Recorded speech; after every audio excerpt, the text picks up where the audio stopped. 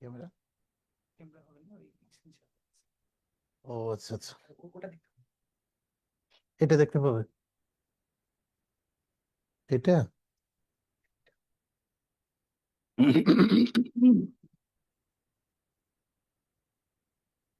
আসসালামু আলাইকুম রহমতুল্লাহ বরকাত। আলহামদুলিল্লাহ নাহমাদুহু ওয়া নুসাল্লি আলা রাসূলিহিল কারীম, আম্মা বাদ। সুপ্রিয় শিক্ষার্থী ভাই ও বোনেরা, আজকে আমরা ডিপ্লোমা ইন ইসলামিক স্টাডিজ এর চতুর্থ ক্লাসে উপস্থিত হয়েছি। আজকে আমরা কয়েকটি সূরা আলোচনা করবো ইনশাআল্লাহ।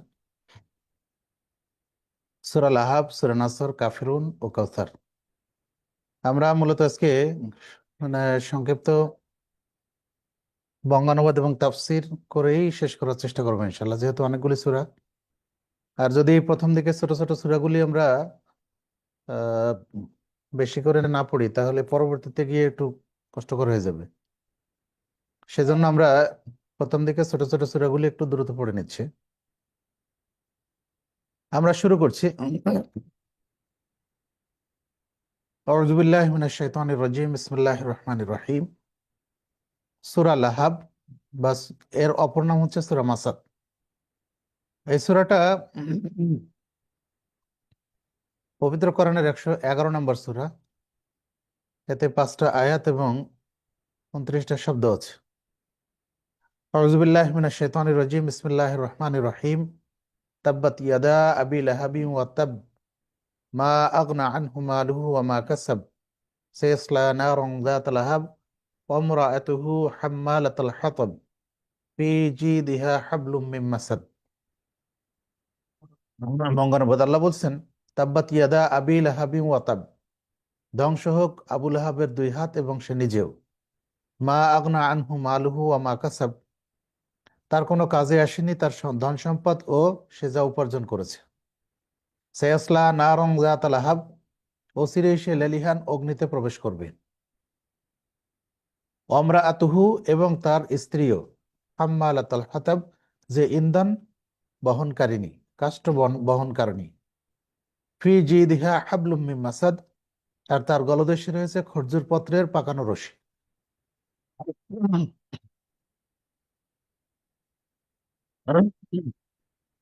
আল্লাহ রসুল সাল্লাহ আলাইসাল্লামের পরে যখন সূরা শুআরার 214 নম্বর আয়াত নাজিল হয়, তখন রসুল সাল্লাহ আলাইহি ওয়াসাল্লাম মক্কার কুরাইশদেরকে সাফা পাহাড়ের উপরে পাদদেশে তাদের সবাইকে সমবেত করেন। এ সময় তিনি বলেন যে, আমি যদি তোমাদেরকে বলি যে পাহাড়ের অপর প্রান্তে কিছু সৈন্যবাহিনী তোমাদের বিরুদ্ধে প্রস্তুত হয়ে আছে তোমাদেরকে আক্রমণ করার জন্য, তাহলে কি তোমরা বিশ্বাস করবে? তখন তারা বলল, হ্যাঁ, আমরা বিশ্বাস করব। তুমি আহ আলামিন, তুমি মিথ্যা বলো না।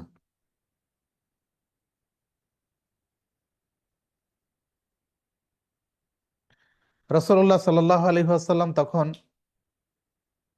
সবাইকে উদ্দেশ্য করে তিনি বললেন,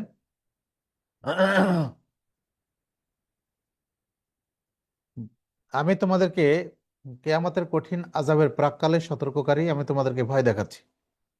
অতঃপর তিনি আবেগঘন কণ্ঠে প্রত্যেকটি কওমকে আহ্বান করে তিনি বললেন, ইয়া মাআশারা কুরাইশ, আনকিযু আনফুসাকুম মিনান নার, হে কুরাইশ সম্প্রদায়, তোমরা তোমাদের নিজেদেরকে জাহান্নাম থেকে বাঁচাও। ইয়া বানি কাব ইবনে লুআই, আনকিযু আনফুসাকুম মিনান নার, হে বনু কাব ইবনে লুআই, তোমরা তোমাদের নিজেদেরকে জাহান্নাম থেকে বাঁচাও। ইয়া বানি আব্দে মানাফ, আনকিযু আনফুসাকুম মিনান নার। এইভাবে রাসূলুল্লাহ সাল্লাল্লাহু আলাইহি সাল্লাম সব সম্প্রদায়কে ডেকে, গোত্রকে ডেকে তিনি বললেন। সবশেষে তিনি বললেন, ইয়া ফাতেমাতা বিনতে মুহাম্মদ, ইয়া ফাতেমাতু বিনতে মুহাম্মদ, আনকিযি নাফসাকি মিনান নার, হে মুহাম্মাদের মেয়ে ফাতেমা, তুমি তোমার নিজেকে জাহান্নাম থেকে বাঁচাও। ফা ইন্নী লা আমলিকু লাকুম মিনাল্লাহি শাইআ গায়রা আন্না লাকুম রাহিমান সাআবুল্লুহা বিবালালিহা।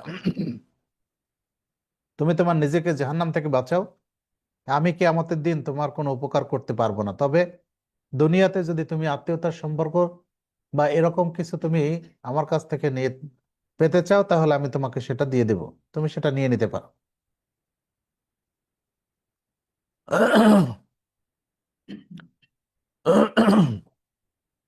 অন্য বর্ণনা এসেছে, ফাতেমা বিনতে মুহাম্মদ সালিনি মা শি'তে মিন মালি ওয়ালা উগনি আনকা মিনাল্লাহি শাইআ। হে মোহাম্মদের মেয়ে ফাতেমা, তুমি আমার কাছে কোনো সম্পদ চাইলে যা খুশি তুমি চেয়ে নাও, আল্লাহর পাকড়াও হতে আমি তোমাকে কোনো রক্ষা করতে পারবো না। অপর বর্ণনায় আছে, ইল্লা আন তাকুলু লা ইলাহা ইল্লাল্লাহ, যদি তোমরা বলো লা ইলাহা ইল্লাল্লাহ, এ কথা ব্যতীত। তখন রাসূল সাল্লাল্লাহু আলাইহি সাল্লামের এই ভাষণ শুনে তার চাচা আবুল আহাব, সে তখন বলেছিল যে আলিহাজা দাওতানা ইয়া মুহাম্মদ, হে মোহাম্মদ, তুমি কি আমাদেরকে এই জন্যই ডেকেছো? তাব্বান লাকা, তোমার তাব্বান লাকা সারিয়াল ইয়াউম সাইরাল ইয়াউম আলিহাজা জামাআতানা, হে মোহাম্মদ, তোমার সারাদিন ধ্বংস হোক, তুমি কি আমাদেরকে এই জন্যই ডেকেছো? বর্ণিত আছে যে এই সময় আবুল আহাব রাসূল সাল্লাল্লাহু আলাইহি সাল্লামকে একটা পাথর মারতে উদ্যত হয়েছিলেন। আল্লাহ রাব্বুল আলামিন তাকে প্রতিহত করেন। আর আবুল আহাবকে তাচ্ছিল্য করে আল্লাহ রাব্বুল আলামিন সূরা লাহাব এটা নাজিল করেন। আবুল আহাব ছিল আব্দুল মুত্তালিবের 10 জন পুত্রের অন্যতম। সে ছিল কোরাইশের একজন নেতা, তার মূল নাম হচ্ছে আব্দুল উজ্জা। উজ্জা দেবীর গোলাম। লালিমাযুক্ত গৌরবর্ণ ও সুন্দর চেহারার অধিকারী হওয়ার কারণে আবুল আহাবকে আবুল আহাব বা অগ্নি স্ফুলিঙ্গ আলা বলা হতো। রাসূলুল্লাহ সাল্লাল্লাহু আলাইহি ওয়াসাল্লামের অত্যন্ত প্রিয় চাচা ছিলেন আবুল আহাব, যিনি তার জন্মের খবর শুনে আনন্দে আত্মাহর হয়ে সর্বত্র দৌড়ে দৌড়ে গিয়ে লোকদের এই খবরটি পৌঁছে দেন। তার মৃত্যু ছোট ভাই আবদুল্লাহর বংশ রক্ষা হয়েছে। আর সেই খবরটি প্রথম তাকে জানানোর জন্য তিনি কৃতজ্ঞতা স্বরূপ দাসী সুয়াইবাকে মুক্ত করে দেন। তিনি ছিলেন মক্কায় রাসূল সাল্লাল্লাহু আলাইহি সাল্লামের নিকটতম প্রতিবেশী। তার দুই ছেলে ওতবা এবং ওতাইবার সাথে রাসূল সাল্লাল্লাহু আলাইহি ওয়াসাল্লামের নবুয়ত পূর্ব যুগে তিনি তার দুই মেয়ে রোকাইয়া ও উম্মে কুলসুমকে বিয়ে দিয়েছিলেন। তো এইভাবে আবুল আহাব রাসূল সাল্লাল্লাহু আলাইহি ওয়াসাল্লামের অত্যন্ত ঘনিষ্ঠ ছিল। তারপরও আল্লাহ রাব্বুল আলামিন রাসূল সাল্লাল্লাহু আলাইহি ওয়াসাল্লামের ব্যাপারে যখন সে একথা বলে, তাব্বাল্লাকা সাইরাল ইয়াউম আলিহাজা জামাআতানা, তোমার সারাদিন ধ্বংস হোক, তুমি তো এই এই কারণেই আমাদেরকে ডেকেছো, তারই জবাবে আল্লাহ রাব্বুল আলামিন সূরা লাহাব বা সূরা মাসাদ নাজিল করেন।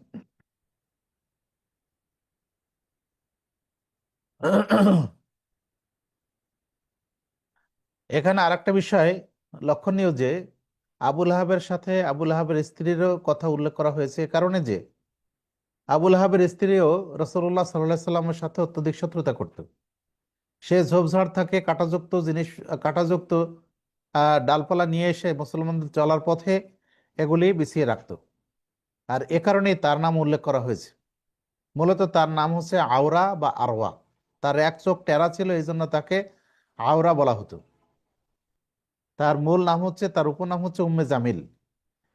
তিনি ছিলেন কোরাইশ নেতা আবু সুফিয়ানের বোন।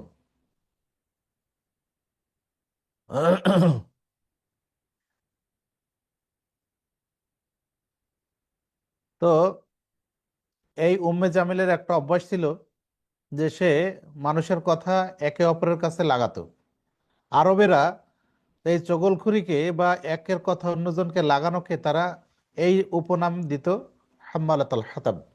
এই জন্যই এই মহিলাকে তার উপনাম হিসেবে আল্লাহ রাব্বুল আলামিন সূরা মাসাদে আহ, হাম্মালাতুন বলা হয়েছে। আবুল আহাব রাসূলুল্লাহ সাল্লাল্লাহু আলাইহি সাল্লামের সাথে যে শত্রুতা করত, এ কারণে তার পরিণতি হয়েছিল অত্যন্ত ভয়াবহ। বদর যুদ্ধের পরে, বদর যুদ্ধের পরাজয়ের দুঃসংবাদ শোনার পরে কয়েকদিন পরে আবুল আহাবের গলদেশে এক গুটি বসন্ত হয়।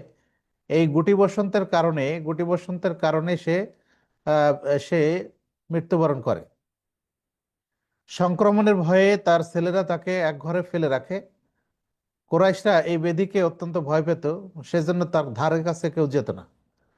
3 দিন পরে লাশ যখন ঘরে মরে পচে পড়ে থাকে, তখন কোরাইশের জনৈক ব্যক্তির সহযোগিতায় তার দুই ছেলে আবুল আহাবকে একটা উচ্চভূমিতে নিয়ে যায় এবং সেখানে একটা গর্তে লাঠি দিয়ে ফেলে তাকে গর্তে ফেলে মাটি চাপা দিয়ে রাখে।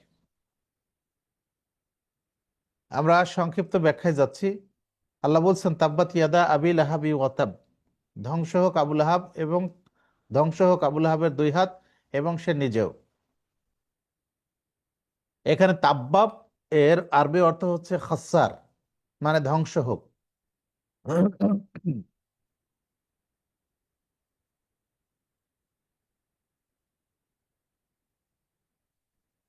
আল্লাহ রবুল আলমিন এখানে হাতের কথা উল্লেখ করেছেন এই জন্য যে মানুষের নিকটে হাত অত্যন্ত গুরুত্বপূর্ণ। যেমন তিনি অন্য আয়াতে বলেছেন, যালিকা বিমা কদ্দামাত ইয়াদাকা ওয়া আন্নাল্লাহা লাইসা বিযাল্লামিল লিল আবিদ। এইটা হচ্ছে তোমার হাতের কামাই, তোমার হাতের কর্মফল, আর আল্লাহ তাআলা বান্দাদের প্রতি জুলুম করেন না। এছাড়া অন্য আয়াতে আল্লাহ রাব্বুল আলামিন বলছেন, ইয়াউমা ইয়ানজুরুল মারউ মা কদ্দামাত ইয়াদাহু ইয়াকুলুল কাফিরু ইয়া লাইতানি কুনতু তুরাবা। যেদিন মানুষ প্রত্যক্ষ করবে যে তার দুহাত অগ্রিম প্রেরণ করেছে, কি প্রেরণ করেছে, আর কাফের বলতে থাকবে, হায় আফসোস, আমি যদি মাটি হয়ে যেতাম।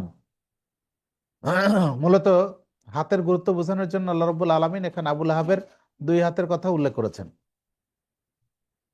দ্বিতীয় আয়াত আল্লাহ বলছেন, মা আগনা আনহু মালুহু ওয়া মা কাসাব। কোনো কাজে আসেনি তার ধন সম্পদ এবং সে যা অর্জন করেছে। ইবনে আব্বাস রাদিয়াল্লাহু আনহু এবং অন্যান্য বিদ্বানগণ বলছেন, ওয়া মা কাসাবা অর্থ তার সন্তানাদি, অর্থাৎ আবুল আহাব যে ধন সম্পদ সংগ্রহ করেছে সেগুলি এবং তার আহ, সন্তান সন্ততি এগুলি তার কাজে আসেনি।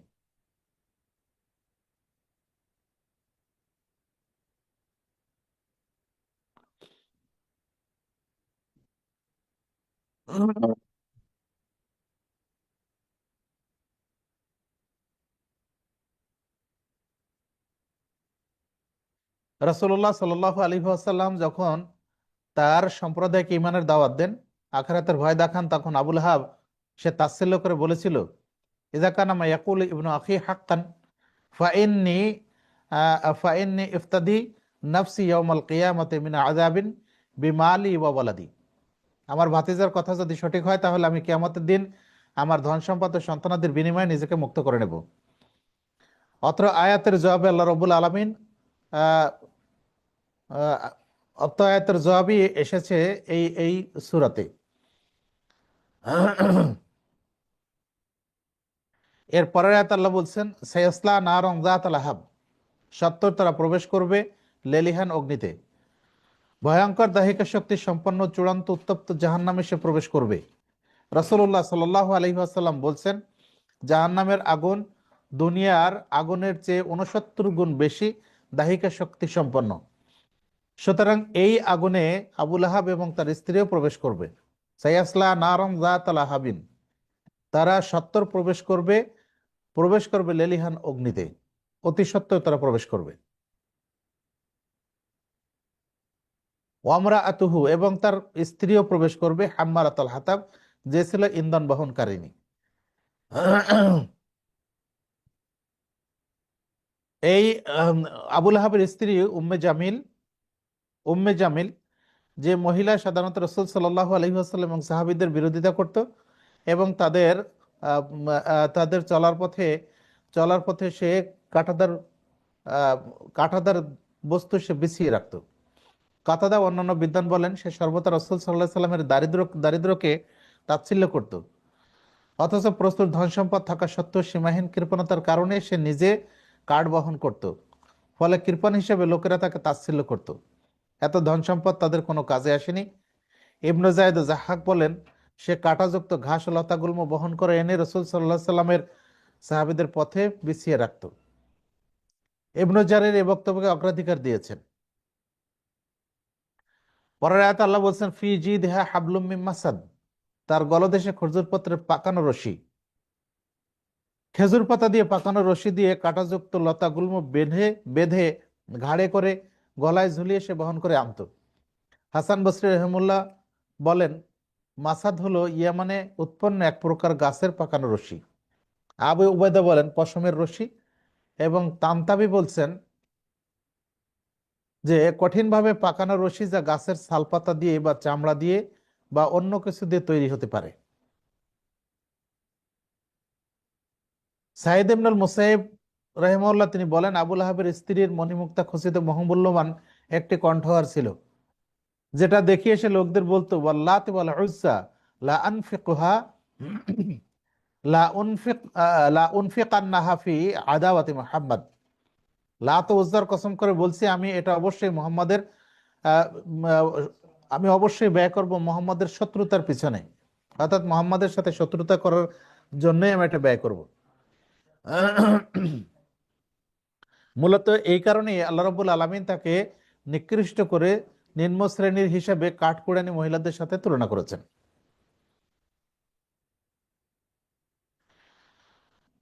2 নম্বর সূরা, সূরা নাসর। সূরা নাসর 110 নম্বর সূরা। এর 3টি আয়াত এবং 19টি বর্ণ আছে। আল্লাহ বলছেন, বিসমিল্লাহির রহমানির রহিম, ইযা জাআ নাসরুল্লাহি ওয়াল ফাতহ। যখন এসেছে মক্কা বিজয়, যখন এসে গেছে আল্লাহর সাহায্য ও বিজয়, অর্থাৎ মক্কা বিজয়। ওয়া রাআইতান নাসা ইয়াদখুলুনা ফি দীনিল্লাহি আফওয়াজা। এবং তুমি মানুষকে দেখেছো তারা দলে দলে আল্লাহর দ্বীনে প্রবেশ করেছে। ফাসাব্বিহ বিহামদি রাব্বিকা ওয়াস্তাগফিরহু। তখন তুমি তোমার পালনকর্তার প্রশংসা ও পবিত্রতা বর্ণনা করো এবং তার নিকটে ক্ষমা প্রার্থনা করো। নিশ্চয়ই তিনি সর্বাধিক তওবা কবুলকারী। মক্কা বিজয়ের পর আরবের বিভিন্ন প্রান্ত হতে বিভিন্ন গোত্রীয় প্রতিনিধি দল মদিনায় আসে এবং দলে দলে তারা মুসলমান হতে থাকে। সে কথা বলা হয়েছে প্রথম দুটি আয়াতে। অতঃপর আল্লাহ রাব্বুল আলামিনের অনুগ্রহ লাভের শুকরিয়ার কারণে অনুগ্রহ লাভের শুকরিয়া স্বরূপ রাসূল সাল্লাল্লাহু আলাইহি সাল্লামকে প্রশংসা করার কথা এবং পবিত্রতা বর্ণনা করার কথা বলা হয়েছে।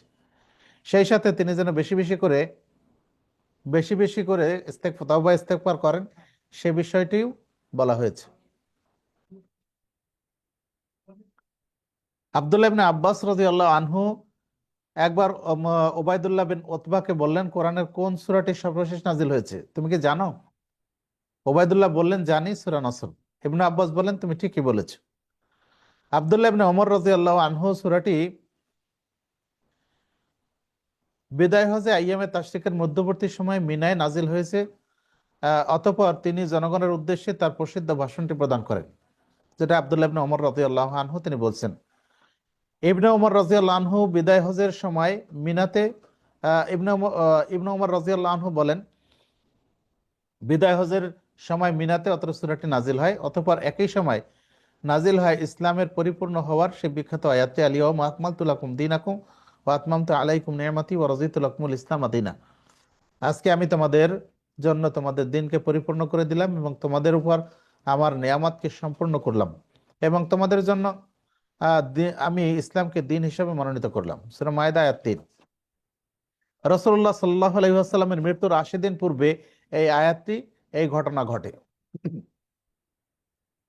আব্দুল্লাহ ইবনে আব্বাস রাদিয়াল্লাহু আনহু বলেন যে একদিন ওমর রাদিয়াল্লাহু আনহু জ্যেষ্ঠ বদরি সাহাবীদের মজলিসে আমাকে ডেকে পাঠান। এতে অনেকে সংকোচ বোধ করেন। প্রবীণতম সাহাবী আব্দুর রহমান ইবনে আউফ রাদিয়াল্লাহু আনহু বললেন, আপনি কি এমন ছেলেকে ডেকে পাঠিয়েছেন যার বয়সী ছেলেরা আমাদের ঘরে রয়েছে? ওমর রাদিয়াল্লাহু আনহু তখন বললেন, সত্তর আপনি জানতে পারবেন। তখন তিনি সূরা নাসরের এই ব্যাখ্যা সম্পর্কে সাহাবীদের কাছে জানতে চান। সবাই তখন মক্কা বিজয়ের কথা বলেন এবং বলেন যে এখানে রাসূলুল্লাহ সাল্লাল্লাহু আলাইহি সাল্লামকে বেশি বেশি তওবা ইস্তেগফার করতে বলা হয়েছে। তখন তিনি আব্দুল্লাহ ইবনে আব্বাস রাদিয়াল্লাহু আনহুকে জিজ্ঞেস করেন, ওমর রাদিয়াল্লাহু আনহু, তিনি তখন বলেন, ইন্নামা হুয়া আজালু রাসূলিল্লাহি সাল্লাল্লাহু আলাইহি ওয়াসাল্লামা আ'লামুহু ইয়াহু। তখন তিনি বললেন যে এটা হচ্ছে রাসূল সাল্লাল্লাহু আলাইহি ওয়াসাল্লামের মৃত্যুর সময় ঘনিয়ে আসার সময় খবর দেওয়া হয়েছে। অতঃপর ওমর রাদিয়াল্লাহু আনহু বললেন,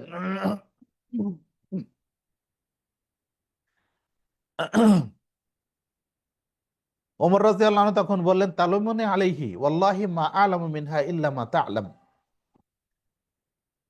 ওমর রাদিয়াল্লাহু আনহু বললেন যে এই যে আপনারা যে এর ব্যাপারে আমাকে তিরস্কার করেছিলেন, আমি এই ব্যাখ্যার চেয়ে আর ভিন্ন কোনো ব্যাখ্যা আমি এই বিষয়ে জানি না।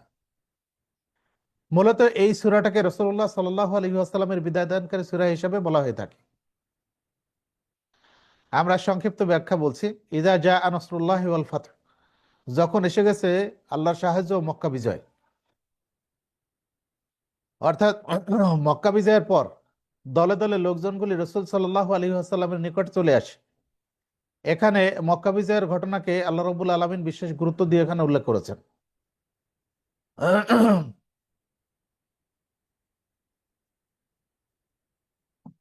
পরের আয়াতে তিনি বলছেন ওয়ারাআইতান নাস ইয়াদখুলুনা ফি দীনিল্লাহি আফওয়াজা, এবং তুমি মানুষকে দেখেছো তারা দলে দলে আল্লাহর দ্বীনে প্রবেশ করেছে।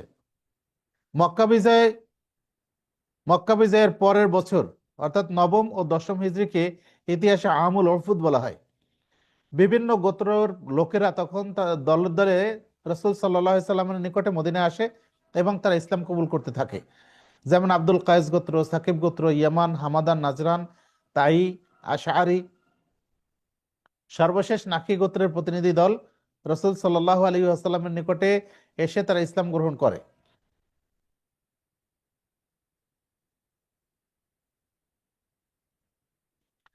এই জন্য এই বয়সে আহ, এই সময় প্রায় 70-এর অধিক প্রতিনিধি দল মক্কায় মদিনায় এসেছিল। মূলত এই কারণে এই বছরটাকে আমল ওফুদ বলা হয়। রাসূলুল্লাহ সাল্লাল্লাহু আলাইহি ওয়াসাল্লামের মক্কা বিজয়ের পর দলে দলে মানুষের ইসলাম গ্রহণ করার একটা বিশ্বাসগত কারণ ছিল এই যে আব্রাহার কবল থেকে আল্লাহ রাব্বুল আলামিন মক্কাকে রক্ষা করেন এবং মক্কার যারা অধিবাসী ছিল আশপাশের তাদেরকে আল্লাহ রাব্বুল আলামিন রক্ষা করেন। এজন্য আশপাশের ইহুদি গোত্রগুলি বা অমুসলিম গোত্রগুলির বিশ্বাস এই ছিল যে যারা মক্কার রক্ষক তারাই হচ্ছে হকের উপর আছে। কিন্তু যখন রাসূল সাল্লাল্লাহু আলাইহি ওয়াসাল্লাম মক্কা বিজয় করলেন তখন তাদের এই বিশ্বাস পাল্টে গেল যে নবী মুহাম্মদ সাল্লাল্লাহু আলাইহি ওয়াসাল্লাম যদি হক নবী না হতেন তাহলে তিনি মক্কা বিজয় করতে পারতেন না। মূলত এই বিশ্বাসের কারণে তারা দলে দলে এসে ইসলাম কবুল করতে থাকে।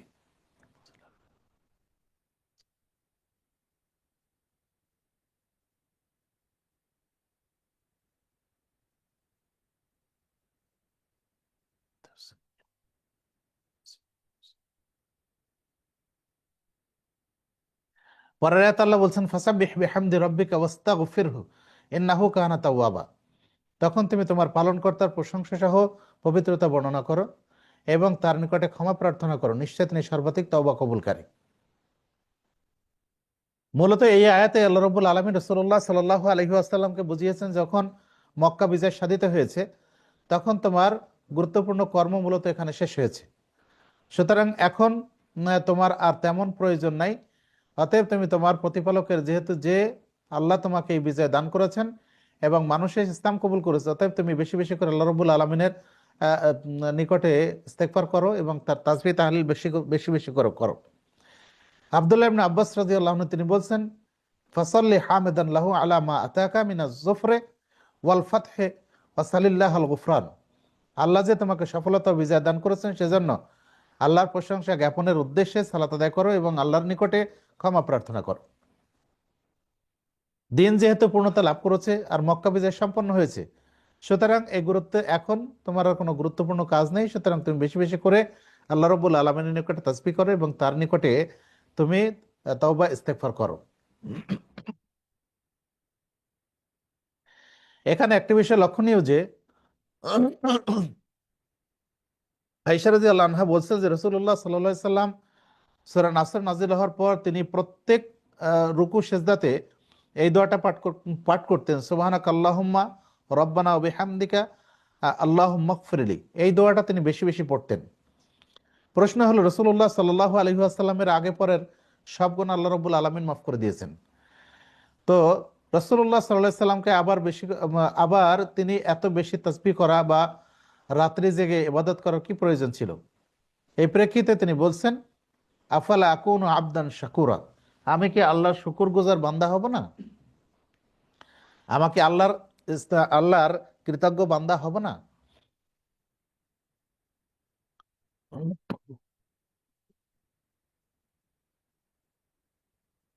আমরা সূরা কাফিরুন পড়ছি, এটা 109 নম্বর সূরা। আল্লাহ বলছেন কুল ইয়া আইয়ুহাল কাফিরুন, বিসমিল্লাহির রহমানির রহিম, কুল ইয়া আইয়ুহাল কাফিরুন, তুমি বলো হে বিশ্বাসীগণ, লা আ'বুদু মা তা'বুদুন, আমি ইবাদত করি না তোমরা যাদের ইবাদত করো, ওয়ালা আনতুম আবিদুনা মা আ'বুদ, আর তোমরা ইবাদত করো নাও আমি যার ইবাদত করি, ওয়ালা আনা আবিদুম মা আবাদতুম, আমি ইবাদতকারী নই তোমরা যার ইবাদত করো, ওয়ালা আনতুম আবিদুনা মা আ'বুদ, আর তোমরা ইবাদত করো নাও আমি যার ইবাদত করি। লাকুম দীনুকুম ওয়ালিয়া দিন, তোমাদের দিন তোমাদের জন্য এবং আমার দিন আমাদের জন্য। রাসূলুল্লাহ সাল্লাল্লাহু আলাইহি ওয়াসাল্লাম কাফের সম্প্রদায়কে তিনি দ্ব্যর্থহীন ভাষায় একথা বলে দিয়েছেন যে তোমরা যার ইবাদত করো আমি তার ইবাদত করি না। মূলত এখানে শিরকের সাথে সর্বতভাবে আপসহীনতা তিনি ঘোষণা করেছেন, সম্পর্কহীনতা ঘোষণা করেছেন। আল্লামা ইবনু কাসির রাহিমাহুল্লাহ এই সূরার ব্যাপারে বলছেন, হাযিহি সূরাতুল বারাআতি মিনাল আমাল আল্লাযী ইয়ামালুহুল মুশরিকুন ওয়া হিয়া আমরাতু বিল ইখলাস ফিহি। এই সূরাটা হলো মুশরিকদের সাথে যে সকল মুশরিকরা যে সকল কাজ করে তা থেকে বিচ্ছিন্নতা ঘোষণাকারী এবং আল্লাহ রাব্বুল আলামিনের প্রতি একনিষ্ঠতার আদেশ দানকারী সূরা। এই সূরার আরো অনেকগুলি নাম আছে। সূরাটা অত্যন্ত গুরুত্বপূর্ণ সূরা।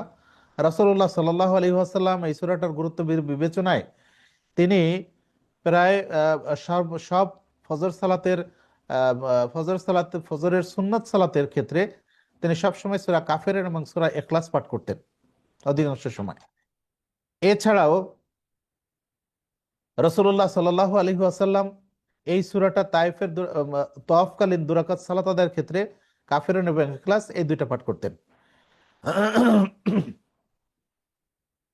আব্দুল্লাহ ইবনে ওমর রাদিয়াল্লাহু আনহু বলছেন যে আমি রাসূলুল্লাহ সাল্লাল্লাহু আলাইহি ওয়াসাল্লামকে 24 বা 25 দিন যাবত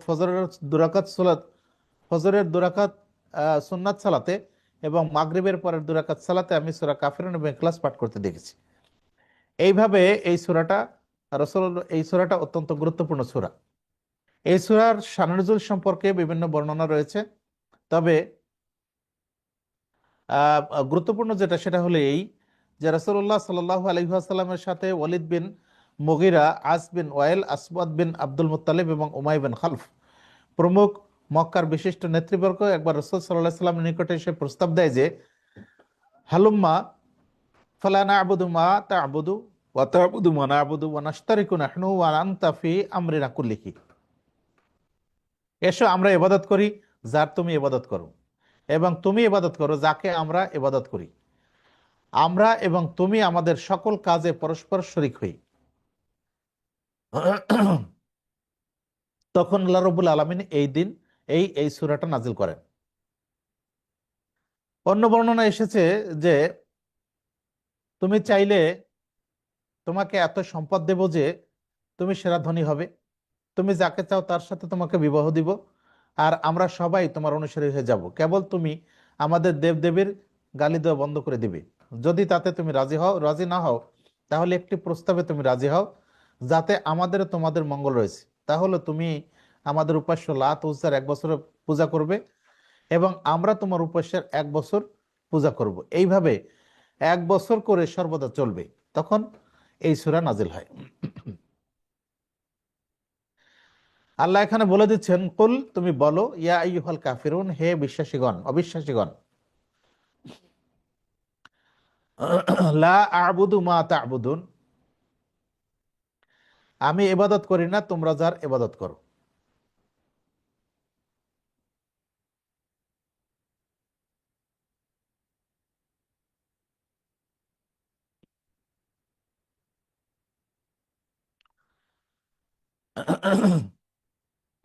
পরের আয়াতগুলিতে আল্লাহ বলছেন, লা আ'বুদু মা তা'বুদুন ওয়ালা আনতুম আবিদুনা মা আ'বুদ ওয়ালা আনা আবিদুম মা আবাদতুম ওয়ালা আনতুম আবিদুনা মা আ'বুদ। আমি ইবাদত করি না তোমরা যার ইবাদত করো এবং তোমরা ইবাদতকারী নও আমি যার ইবাদত করি। আমি ইবাদতকারী নই তোমরা যাদের ইবাদত করো এবং তোমরা ইবাদতকারী নও আমি যার ইবাদত করি।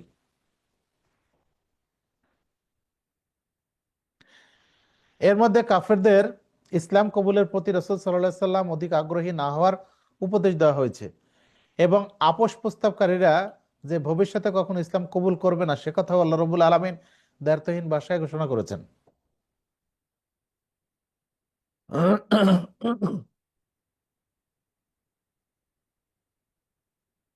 এই আয়াতে, এই সূরাটাতে আল্লাহ রাব্বুল আলামিন একই কথা বারবার নিয়ে এসে তিনি গুরুত্ব বুঝিয়েছেন।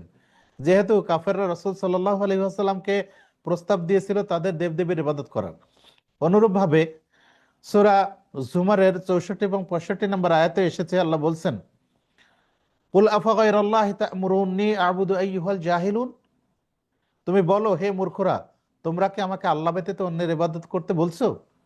বালিল্লাহ ফা'বুদ ওয়া কুম মিনাশ শাকিরিন, বরং আল্লাহকেই তুমি ইবাদত করো ও কৃতজ্ঞতার অন্তর্ভুক্ত হও। তাহলে এভাবে আল্লাহ রাব্বুল আলামিন রাসূলুল্লাহ সাল্লাল্লাহু আলাইহি ওয়াসাল্লামকে কাফেরদের অনুসরণ না করার জন্য তিনি বিশেষভাবে এই সূরাতে নির্দেশ দিয়েছেন। অন্য সূরাতে এর পুনরাবৃত্তি ঘটেছে। এই পুনরুক্তি বা তাকিদ কোরআনের বিভিন্ন সূরাতে বিভিন্নভাবে এসেছে। যেমন সূরা আর রহমানে ফাবিআইয়ি আলাই রাব্বিকুমা তুকাযিবান ৩১ বার এসেছে। ওয়াইলুই ইয়াউমাইযিল লিল মুকাযযিবিন, এটা সূরা মুরসালাতে ১০ বার এসেছে। কাল্লা সায়ালামুনা সুম্মা কাল্লা সায়ালামুন, এটা সূরা নাবাতে ২ বার এসেছে। সূরা ইনশিরাতে যেমন এসেছে ফা ইন্না মাআল উসরি ইউসরা, ইন্না মাআল উসরি ইউসরা, এটাও ২ বার এসেছে। বোর্ডে দাগ হচ্ছে কেন? এইভাবে বিভিন্ন সূরাতে পুনরুক্তি করে আল্লাহ রাব্বুল আলামিনের গুরুত্ব বুঝিয়েছেন, এর তাকিদ করেছেন। এখানেও সেই বিষয়টারই পুনরাবৃত্তি ঘটেছে। হাফেজ ইবনে কাসির রাহিমাহুল্লাহ এই আয়াতগুলির আরো অর্থ করেছেন যে লা আ'বুদু মা তা'বুদুন, এর অর্থ করতে গিয়ে বলেছেন লাইসাত ইবাদাতি কা ইবাদাতিকুম ওয়ালা ইবাদাতুকুম কা ইবাদাতি, তোমাদের ইবাদত আমার ইবাদত তোমাদের ইবাদতের মতো নয়, এবং তোমাদের ইবাদতও আমার ইবাদতের মতো নয়, পদ্ধতি ভিন্ন ভিন্ন। অর্থাৎ তোমরা যেভাবে ইবাদত করো আমি সেভাবে ইবাদত করি না।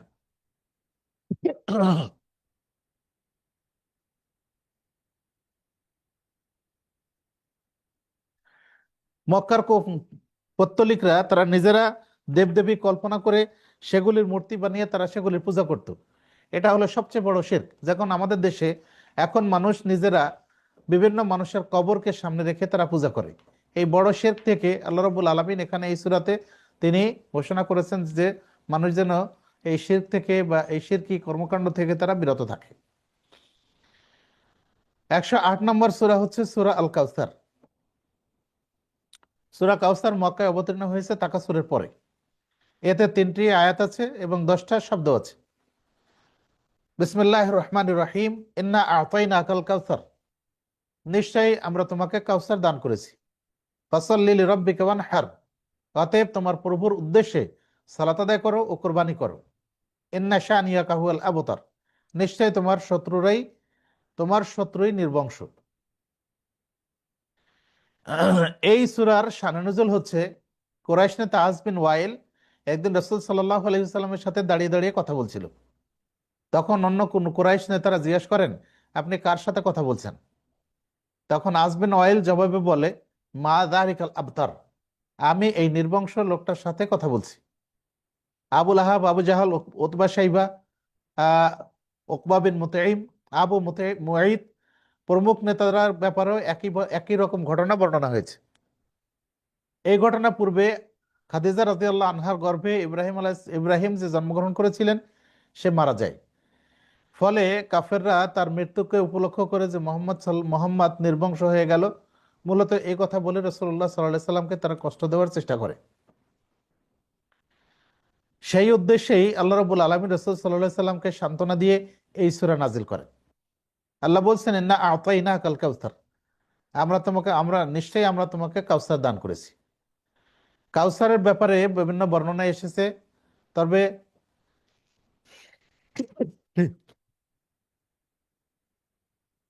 আব্দুল্লাহ ইবনে ওমর রাদিয়াল্লাহু আনহু থেকে বর্ণিত আছে যে রাসূল সাল্লাল্লাহু আলাইহি সাল্লাম বলছেন, আল কাউসার নাহরুন ফিল জান্নাহ, কাউসার হচ্ছে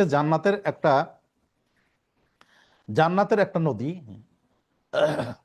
হাফাতাহু মিন যাহাবিন মাজরাহু আলাল ইয়াকুত ওয়াদ-দুররু তুরবাতুন আতইয়াবু মিনাল মিস্ক, তার দুই তীর হচ্ছে স্বর্ণের, গতিপথ হচ্ছে মতিমুক্তার, আর মাটি হচ্ছে মেশকের চাইতে সুগন্ধিময়। ওয়ামাহু আহলা মিনাল আসাল ওয়া আশাদ্দু বায়াযান মিনাস সালজি, এবং পানি মধুর চাইতে মিষ্টি, বরফের চাইতেও স্বচ্ছ। আল্লাহ রাব্বুল আলামিন এই কাউসার রাসূল সাল্লাল্লাহু আলাইহি ওয়াসাল্লামকে তথা কাউসার নামক ঝর্ণা রাসূল সাল্লাল্লাহু আলাইহি ওয়াসাল্লামকে দান করেছেন। হাদিসেও বিভিন্নভাবে আরো বর্ণনা এসেছে, সময় স্বল্পতার কারণে আমরা সেগুলো উল্লেখ করতে পারছি না। পরের আয়াতে আল্লাহ বলছেন, ফসল্লিলি রব্বিকা রব্বিকা ওয়ানহার, অতএব তোমার প্রভুর উদ্দেশ্যে সালাত আদায় করো ও কোরবানি করো। মানুষের সার্বিক ইবাদত কেবল আল্লাহ রব্বুল আলমিনের নিকটে বা তার উদ্দেশ্যে হওয়া উচিত। যেমন তিনি সূরা আনামের 162 আয়াতে বলছেন, কুলিন্না সালাতি ওয়া নুসুকি ওয়া মাহইয়ায়া ওয়া মামাতি লিল্লাহি রাব্বিল আলামিন, বলো আমার সালাত, আমার কোরবানি, আমার জীবন, আমার মৃত্যু কেবল বিশ্বপালক আল্লাহ রাব্বুল আলামিনের জন্য নিবেদিত।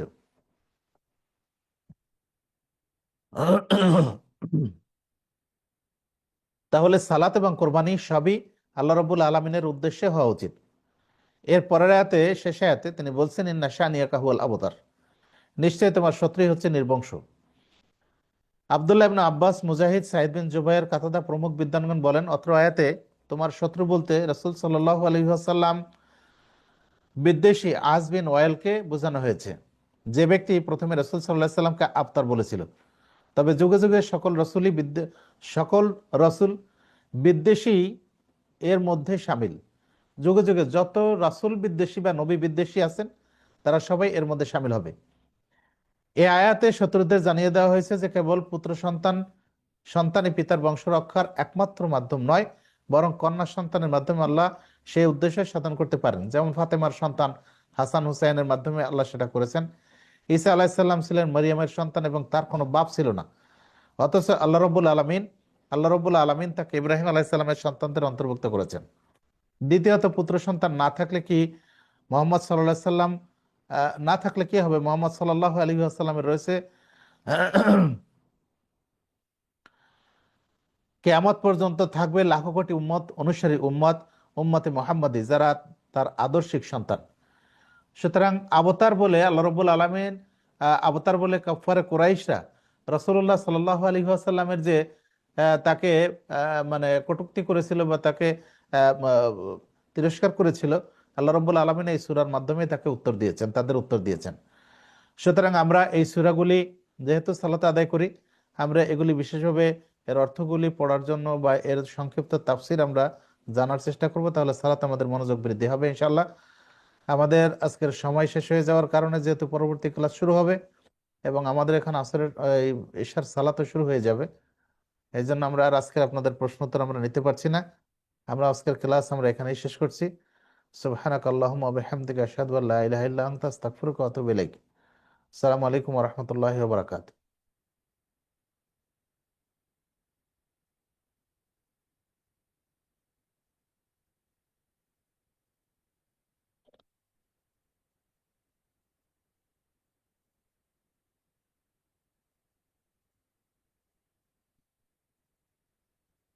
চলো।